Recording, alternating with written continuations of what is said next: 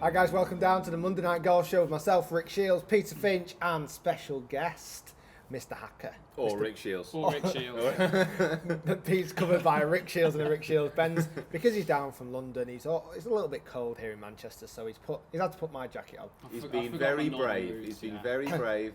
And I've got two blue jackets and my work jacket, and I didn't think having three blue jackets would have suited completely. So he's in his Trafford Golf Centre jacket today. Nice. Welcome, part of the team. Nice shoes, by the way. Just his first time on.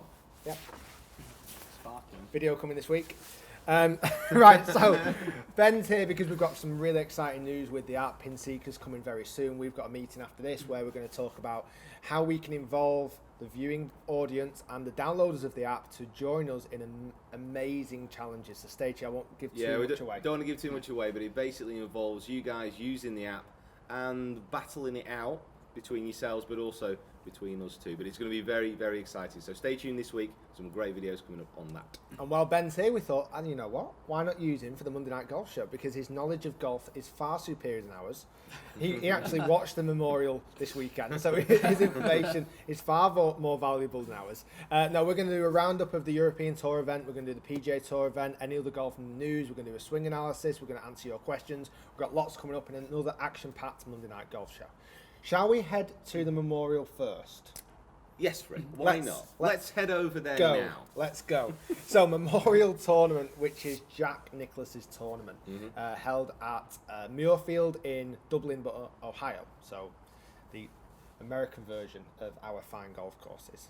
Obviously, trying to copy. Different countries in. He's got his countries a little bit. He's actually got a St Andrews golf course replica in Orlando as well. So he's got a Scottish golf course in an Irish named town in America. Yeah. I like your thinking there, Jack. Love it. But who argues with Jack? No one argues with Nobody Jack. argues He's with correct. Jack. So it went all the way to a playoff with Mr. Justin Rose, your stablemate. Ashworth, I'm not good.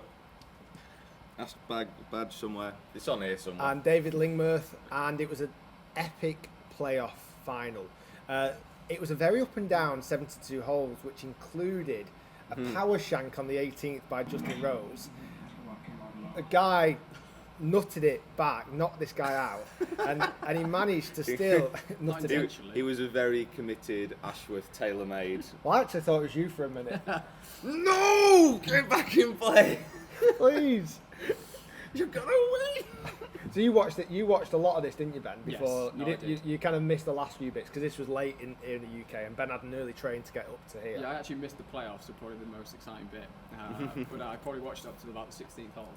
16th hole, where we're not going to talk about 16th hole, and we're not going to talk about Molinari messing it up and putting in the water and completely ruining our bets. So if you've not seen the B4 show, guys, every Wednesday now we're doing a regular show where we put money on players who we think can win Our own money at the weekend.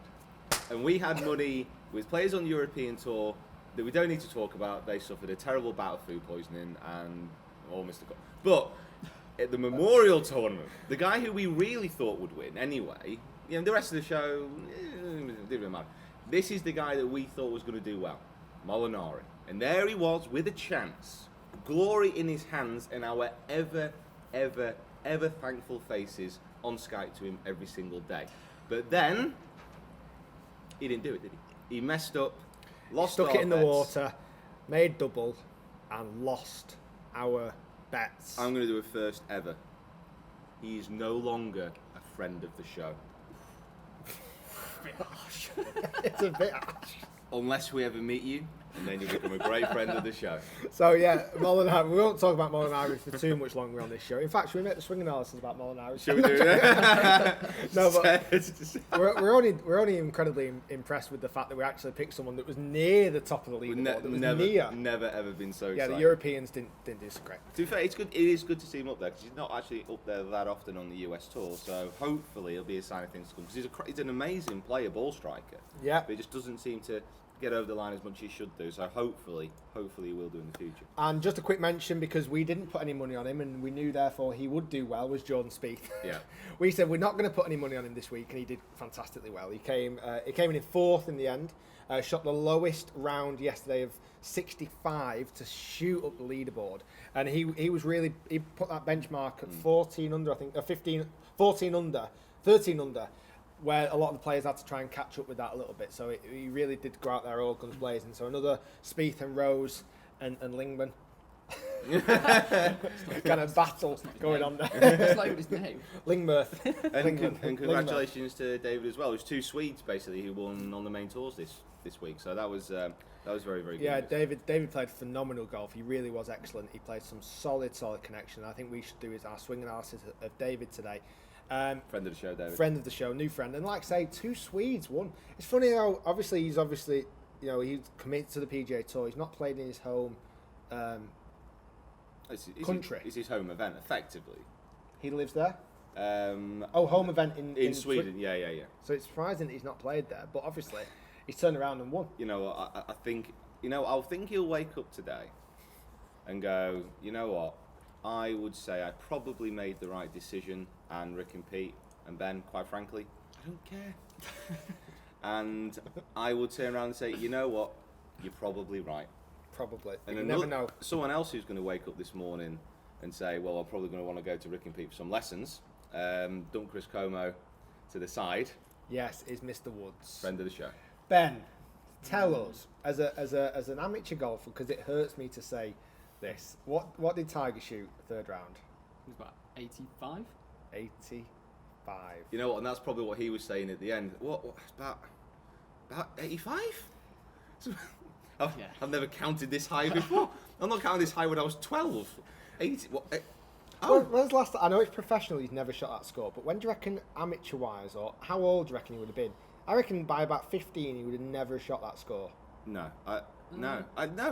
Didn't he shoot quite a high? He shot in the 80s at Carnoustie once, didn't he? Yeah, but 80 is not 85. To be fair, and that 80 at Carnoustie was like literally in the worst conditions in the world. He had that shocker at Lake Nona in his event, didn't he? We're 81. Yeah. But this was different because this was different because he didn't seem to care, and it scared me a little bit. He kind of hit tee shots and was just a bit like. But the thing is, I don't think it wasn't that he didn't care. It was not unexpected for him. So he was hitting it, and he kind of just accepted the fact that he was just going to be hitting it everywhere. That's what I'm saying. Normally we're seeing Tiger, goddamn, throwing his club and attacking people. But this wasn't the case. Which Tiger are you thinking about? He was very placid. He was almost like you say, accepting in the fact that he was going to hit the ball terribly offline. Accepting defeat. I know, but it scares me. Yeah, that is. What is round the corner for Woods? Let us know. Comment down below. Not Tiger, unless you are, obviously watching. Tell us exclusively what your plans are. So I know both me and Rick have said before in the past. We're free for lessons. Yeah, That's what we've said in the past. Woods has been an amazing inspiration for us two growing up, and I'm sure Ben, you kind of really enjoyed watching him in his prime as well. So it's very sad to see a deterioration like this, but. As a handicap golfer, do you enjoy seeing him hit a score like that? No. Because a lot of comments were going around social media saying, I beat him. I beat Tiger this week and I shot 82 and I beat him. Slight difference. But it made them feel a lot better. It made them feel a lot better about themselves. Well, one of my lessons at the moment, Ian from over Nottingham way, kind of came in and he was... Ian's challenge for me was I want to beat Tiger, but that was after his Lake Nona score for shooting 81. So now it's become easier, and I think you've already done it. Wait. So yeah, Tiger. Yeah. What do you reckon? US Open, is he going to play? He'll play. Will he make the cut? I reckon we'll bet on him on the before show. Or yeah. betting against. Bet against him. Bet no, it's not against him. I've got a bold prediction. That I reckon he's going to do really well at the Open in St Andrews, because when he went there last time, he didn't take a driver out once. He just hit irons the whole way around. At St Andrews? Yeah. Yeah. I mean, to be fair, at the moment, his putter's not that safe, so... No, his putting's good. His putting's really good. Not from 220 yards. his rest of his game. He was hitting it out of bounds with an iron. To be fair, it depends how tight and dry St Andrews is. 220-yard putts could be a possibility. So Nordea Masters, PGA Sweden National Golf Course. Lots of familiar faces at the leaderboard, apart from any of our bets, which, like Pete said, they were about it with food poisoning. Alex Noren was the winner by 4 clear shots, and the way he played was phenomenal. He was steady Eddie all the way through it. Managed to pick up €250,000. It's a bit of a difference between the prize money, over $1 million at the Memorial. Yeah, is that why David played in the Memorial? Yeah, and you know what? Yeah. I think he's going to be all right. He could probably afford to have paid the prize fund of next year's Nordea Open. Yeah, that's true. He'll be sponsoring next year. The David Lingmerth Nordea Masters. And he still won't play in it. He'll still play in Blackjack's tournament. So yeah, incredible tournament. I think he made it. I saw one of the up and downs that he made from almost the side of the grandstand on the last hole, just to showboat and finish in style. So very well done, Alex. Good player, very good. Very, very good player. Any other news? I don't know if there is. I think we should get onto the swing analysis, and then we've got. Oh, we talked about Rosie Shank, and then Reckless. Yeah. Well, we talked about how he shanked it, I headed it back into play, and how he upped and down. He made a miraculous up and down from that point. Unbelievable. How the hell did he do that after that incident? Because he's done it, obviously he did it at the Masters as well. Now, piping it out of a bunker is slightly different because... It was undulating. You can kind of... It's understandable how that could happen. But I love the fact how he just did that, almost killed the guy, managed to clear his head, get up and down and get into the playoff. I love that. Yeah, a lot of good mental strength there. Because he certainly wasn't having his best round of golf there. The only thing I want to make a quick point on is that there wasn't a very distinct shout of 4. I mean, it's possible he didn't know where it went. No, but there was a lot of crowd there. There was a lot of crowd there. I think that's quite poor. Maybe not from Rose, but certainly people around him. Someone should have been shouting 4. There was a glimpse of a 4, but nothing that was. This ball is heading towards a crowd of people. Why not Rose? Yeah, why not Rose? To be fair, why not? Everyone, I think every tour player should be shouting 4 if it's going to go towards the crowd. How quickly did it get there as well? It was about a 200-yard shot, so it had a fair bit of time to get there. It wasn't a wedge that he shanked sideways. It was a curving shot. It was a semi-shank, really. It's not great. He should have been shouting 4, but players in general, not just talking. I saw Tiger doing it. He was smashing it into the crowd, never shouting 4. These guys, what's wrong with them? Do they not want to save people's lives? It's weird. I don't get it. To be fair with Tiger, it's entirely possible he didn't know where it had gone. I think every time Tiger should hit it, he should just shout 4. Just in case. He should have a 4 shouter with him. Just someone with a megaphone like that standing by him. God, I'm knackered today. So God, I've worked hard. Let's jump on David's swing analysis. We'll get that sorted, including Ben in this as well. Get his insight into it. Might usually use the guinea pig. Okay, good. We'll answer your questions through Facebook and social media, and then we will wrap it up here at another adventurous golf show, the Monday Night Golf Show. Too much? Come on. So, David Lingmerth swing. We've just had a brief look through it and analyse it, myself and Pete, and it was a lot of similarities to Spieth. I'm sure his name's been mentioned several times already in this Monday Night Golf Show, even though he came 4th. But a lot of similarities, would you agree? Apart from a really strong golfer. Pete, when we look at his swing, look at his muscles. You know, I got far too excited about David this early in the morning. I have to admit. But no, he looks just like such a solid golfer when he's standing over the ball. Yeah. Oh, brilliant, absolutely. So setup wise, is nothing special. He sets up really solid. Oh, David, let me just have a word with him. David, you know what? I think you're looking at brilliant. There's nothing that's groundbreaking. So he's got a really wide base. He does hold it quite strong in the grip. So strong generally meaning that the left hand is too far on top, the right hand is a little bit too far under, which would actually encourage the face normally to close down and aim left. But he does something through impact that prevents that. So he does hold it quite strong, as do... Cheers. As do both my clubs. As does players like Dustin Johnson, as does even Spieth to an extent, holds it quite strong. But then the backswing, just show us the top of the backswing, Pete, because his leg, and I'm going to stand here. This is quite hard for me to do early in the His morning. legs literally don't move. So it's got quite a compact swing. It's not massively wide, so the arms stay quite close. And he just rotates, try and get this to turn a little bit further if you can. Oh man! But that flexibility is massive. So his legs are fairly strong. He gets huge rotation in his upper torso. Where do you feel that most? All right, you can let. Where in your body do you feel that most? I felt that very much lower back and shoulders actually. To get that extra turn without the width, just actually getting the shoulders in that position was actually quite tricky there. But so strong. I mean, so lower body just literally doesn't turn at all. He just creates such a massive turn of the upper body, which creates so much power and so much turn. Now, because of his strong grip, he then has to make a small adjustment through impact. And if we just get to the top and then start slowly coming back down, if he was to naturally extend through the ball and let his arms, let's say, extend and almost to an extent cross to a certain degree, he would hit the ball left because of his strong grip. And what David actually does through the ball, he slightly holds this club off. So he separates his arms.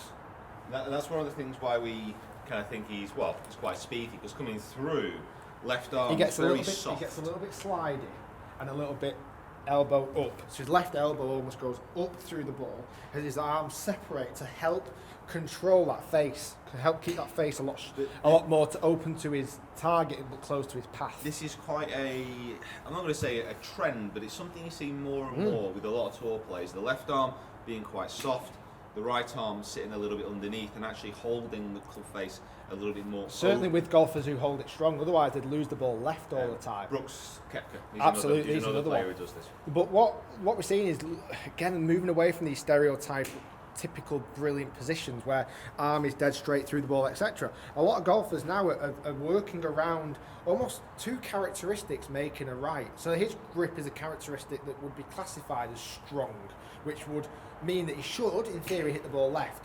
But then he's also brought in another characteristic through the ball, which is helping him hit the ball straight. And that's these tour players are playing for living, so they're not bothered if they have a million characteristics, as long as they all blend together and actually help him hit the ball well to win tournaments.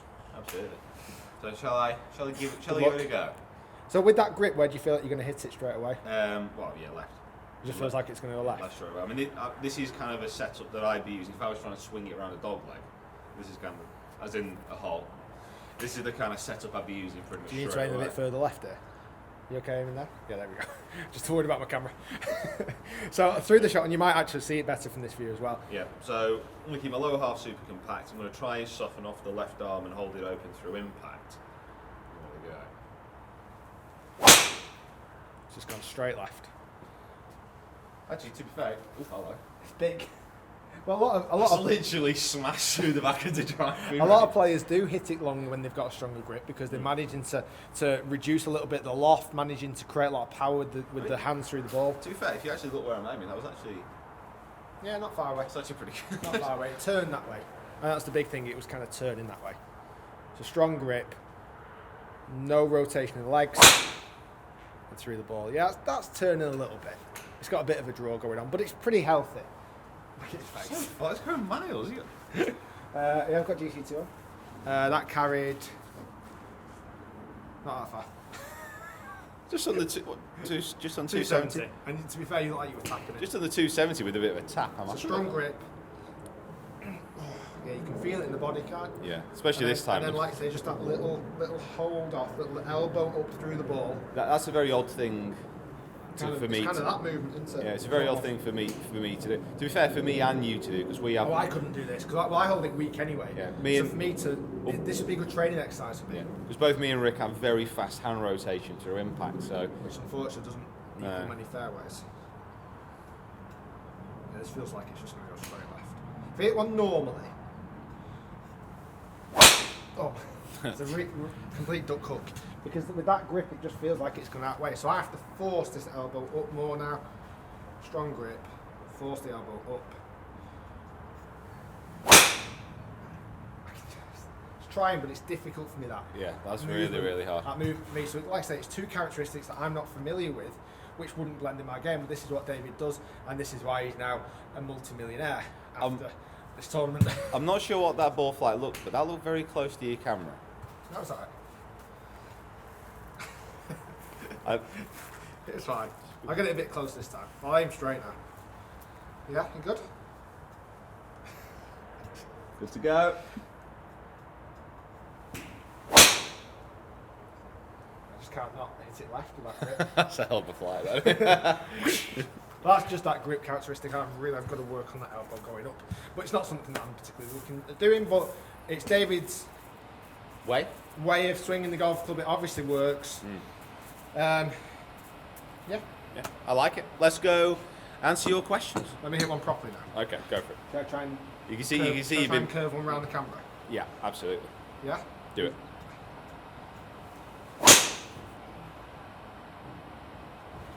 Pretty close.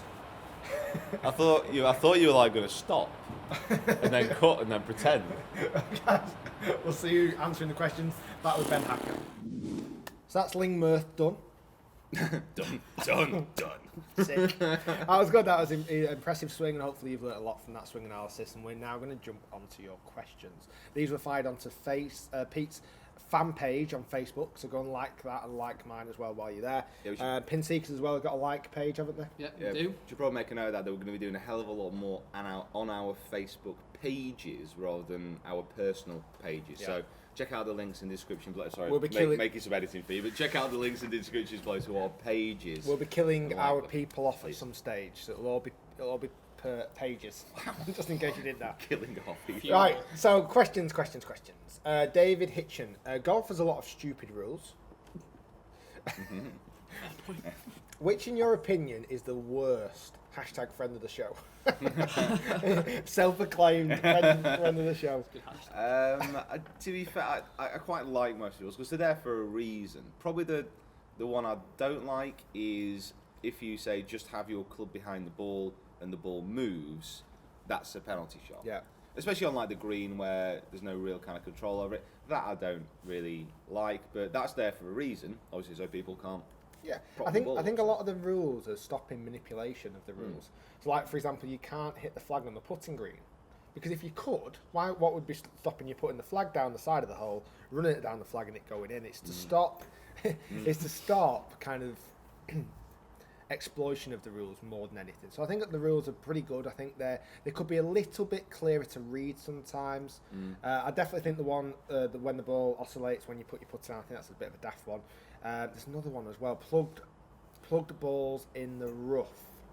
Yes. That's a daft one. Plug balls in the rough when it's summer. Yeah, when it's when summer, plug rules, ball yeah. in the rough. I think that's a bit of a daft one because really, if it's plugged in the rough, obviously that area is far too wet, either from rain damage or it's from a water problem anyway in that area, like a drainage problem in that area. So it should be grounded and repair anyway. So I think a plugged ball in the rough should be able to drop it, etc. Yeah, but apart from that, I think they're all right. Else? And maybe you should be able to. I think this is a rule that you should be able to. I think you should carry more than 14 clubs. Yeah, you'd love that. Yeah. Rick, there was you'd have 16 carries. Caddies walking around with you, carrying your stuff. I've got 3 bags full of clubs, so I'd use them all. I'd take It used to be like that. There's a picture, I think he's at St Andrews, with a guy playing golf and about 3 guys carrying his bags. Yeah. There was like hundreds of clubs in there. So you used to be able to carry as many as you I'd wanted. have every Ben Hogan iron in every degree. Competition coming soon. Well, you seen that? Did I tell you one of my lessons? John Cordell bought some. Right. Came in with him yesterday. Did it? Smug. Honestly, we had an hour and a half lesson. First 10 minutes, Just look at him. I couldn't muster a word to say to him. I was that angry. But he took it really well. And never booked back in again. So yeah, I'm giving away a completely custom-made set of Ben Hogans coming soon. All you've got to do is, well, you can 3 ways to enter: on Twitter, Instagram, and Facebook. Pete's done all 3 several times. He's even created fake accounts to do it. Guys, if you just want some cash, enter for me, contact me, I will pay. And they're not my set. A lot of people saying, why are you giving them away already? I'm not. Believe me, I'm not giving mine away. Right, guys, so David T. Miller asks, unfortunately, I live 2,000 miles away from the prestigious Trafford Golf Centre. When looking for a golf instructor, are there any specific qualities to look for or any specific questions to ask before committing to lessons? Hashtag Monday Night Golf Show. PS, I would fly out there tomorrow, it says today, for the day of lessons. and the golf if I win that competition, though. Wow, it's commitment. Well, the competition winner has already been picked. You never know, David. You never know. I think Ben knows the competition winner. Pete was still in bed when we were doing it. What? It's fine. I fully accept it. You know what? I don't care. I'm happy. 2,000 miles away. Where is 2,000 miles away? Texas. Right, okay, is that right? About Texas. David, do you live in Texas? I'd love to know. Reply back. Not that we've looked at your profile. Oh, why ruin it? Stalkers. Why ruin it? Why can't you just be happy for me? For God's sake. We stalk every one of the people who ask questions. We need to know everything about them. Yeah, by the way, it is the most liked questions get answered, but it's also the people who are CRB checked and fully conform with our rules and regulations. Because David is a dentist, we thought it'd be quite fitting to answer his questions. Is he a dentist? This is getting a bit weird.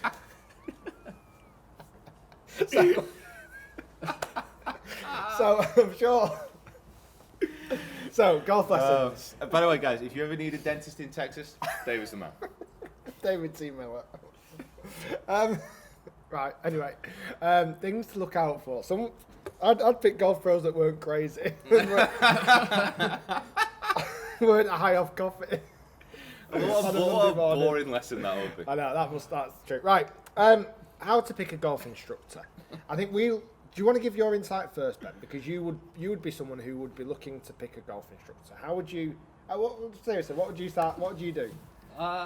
If you're in London, you live in London, so I'm guessing there's not a massive selection of golf professionals in central London. So if you had to travel out, what would you be doing to look for a good professional golfer? For me personally, I guess it's more about. I kind of just assume you've all got like the knowledge that could help me improve, but I guess it's more about you as a person. Kind of just, I guess, chatting to you, because this sounds really harsh, and I've probably experienced a bit more with the course vlogs, is that it's quite a personal thing you swing, especially, and it's quite intimidating if you're going to come to and start hitting bad shots, that you want to know that you feel comfortable with that teacher, and they're going to be like, actually, you know what, it's fine, we just need to correct this and this. That's probably the most important thing to me, is that they're just a nice person, I can actually have a conversation with them, because I just assume you'd be able to fix me. Yeah, well, what a great point. Because that would have been absolutely. something I'd have been going down launch monitors and reputation, and I think that's probably right, and I think that's potentially why we managed to get a lot of fantastic viewers from YouTube coming to see myself and Pete, because they kind of hopefully know us a little bit already potentially. Yeah, absolutely. It's a lot less because having a golf lesson is quite intimidating for a lot of people. You know, if it's at like quite a big golf club and you have to meet the pro, you have to get to know them, you have to hit shots in front of them. Yeah, it's quite a person. Yeah, I've not really thought about it. It can be that way quite an before. intimidating experience. And when people kind of come here for lessons, you know, I had a guy in yesterday from York, and he came in and he was like, I already feel that I've been here. Yeah. So he's just much more comfortable. I think because we do expose the centre, we expose the academy, we expose myself and Pete's coaching styles. I think that really helps bridge that gap. Now, obviously, that doesn't help you, David, in Texas at the moment. So I would kind of have a look at a bit of online presence, try and find out a little bit about the coach. Like Ben says, we're all qualified instructors. We're sometimes teaching slightly different styles, but we're still trying to make you better golfers in general. I would go off reputation. I would go off the equipment potential they use, if it's something you're interested in doing. If you're interested in seeing launch ones data and video analysis, you might not be, you might be. So if you know, make that selection. I'd disagree with that a little bit. I'd say even if you're not. You. Thing is, even if you're not interested in seeing your launch monitor data, a professional, Rick uses GC2, I use the X2 with the flight scope.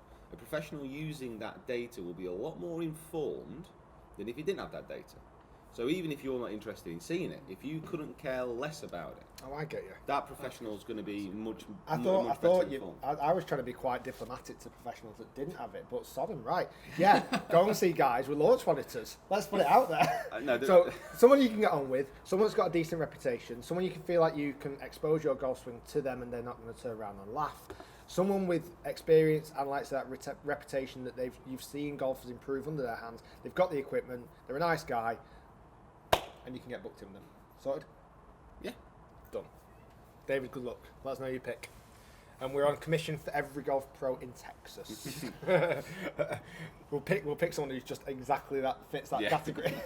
And Carl, I hope you got home the other day okay. It was manic outside.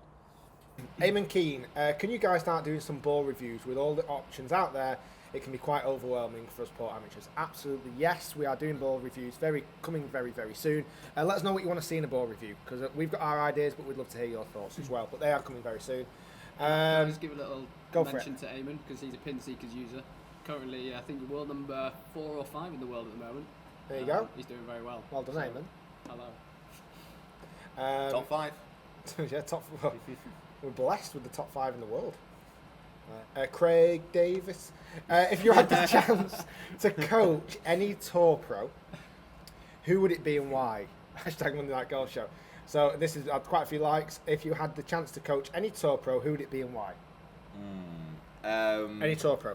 Any tour pro at all. I think I know who I would pick. I'd probably pick, first of all, Jim Furyk, because quite frankly, you wouldn't have to do anything. So you could just stand there and go, yeah. It's the best swing I've ever seen. Yeah. Best swing I've ever seen. Yeah. Yeah. Go out there and shoot well, Jim. Okay. And that'd have to be it.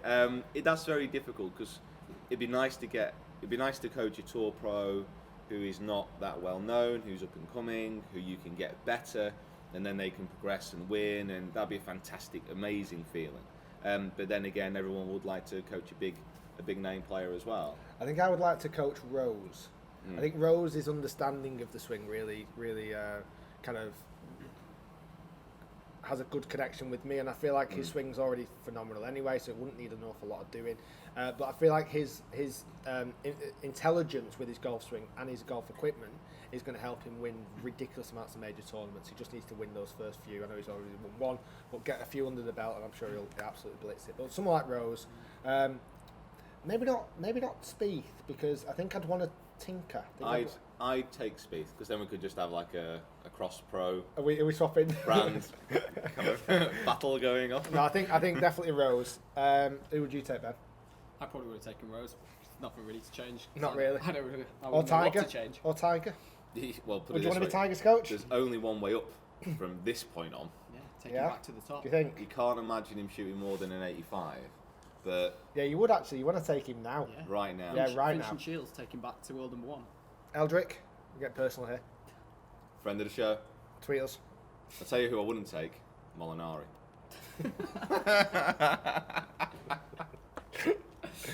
That guy's out of here. So more questions. I've shared Pete's questions, so that we're over to my Facebook page now. David Hoyles asks, what is the difference between you and Rick as senior pros at Trafford and the other guys being classed as pros? This is going to be quite heated, this, guys. You don't want another death on your hands, do you? Are you more qualified, or does it just mean you have been there longer? What's Carter? Carter's a pro. I sort of I can't answer. I'm taking a drink. I can't answer. I'm taking a drink, guys. I'm going to be honest, because we're much better.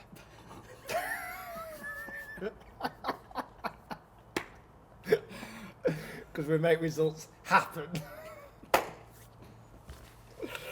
William Tucker, I know that the two of you are focused on growing your own YouTube fan base. Yes, we are. Do you see a time where you will have to make a joint channel to continue growing in popularity? Any plans already being made for a combined channel? You are reading our minds, literally, William. Coming very soon. Stay tuned. That's a massive tease, I know. We are still going to be running our own independent YouTube channels. Rick Shiels PJ Golf, Pete Finch Golf. We are still absolutely running those, but something exciting is coming around the corner, so stay tuned. Yeah, we've been thinking of a way to actually combine our kind of knowledge and our video skills, if you want to put it like that, for a while now. We think we've come up with a decent formula. But we are very much going to keep our own separate channels, but do something together as well. And it promises to be very, very exciting and something very, very new as far as kind of we're concerned. It's nothing like we've done before. So really stay tuned for that. Well, next month, month and a half, we should be able to kind of tell you a little bit more about it. We're just going through a bit of a planning But stage. we're not losing our own channels. No, they're all staying the same. So the same kind of quality content will be coming. Pick myself up. The same quality content will be coming out on our own channels, but there will be something new as well, which is going to be very cool, hopefully. Right, guys, last question.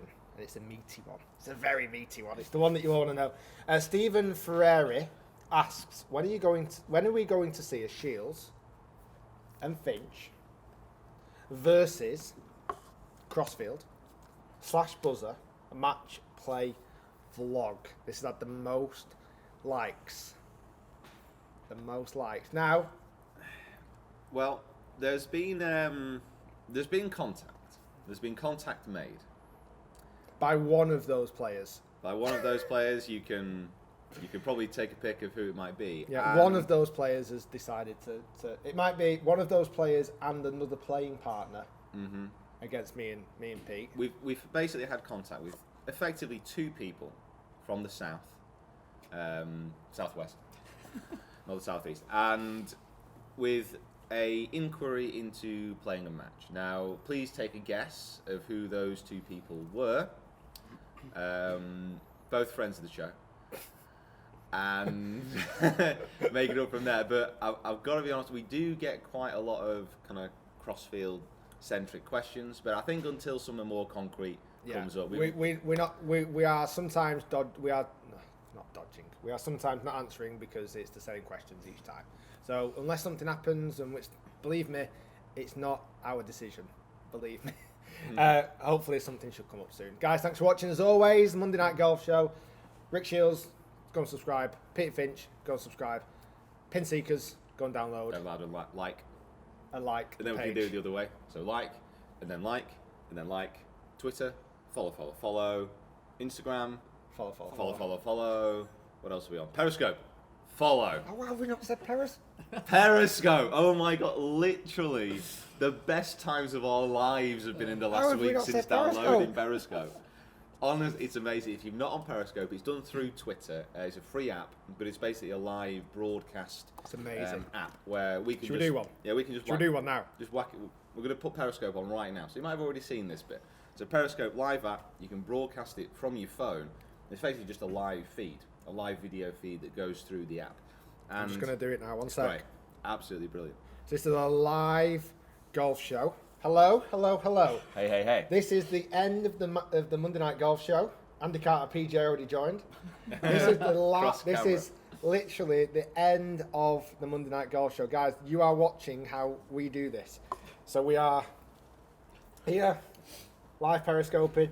We've just answered your questions on Facebook. We've done the swing analysis. This is literally, we're just showing off Periscope. So guys, if you've not seen this, we should show the camera. Yeah, go on. Oops, where am I going? This is live Periscope. So what you're seeing is that. So definitely download. You can comment. You can. Oops, it's a bit blurry. You can comment. Focus it. You can see all the comments coming in. You can see all the love hearts. That's it. Monday Night Golf Show finished.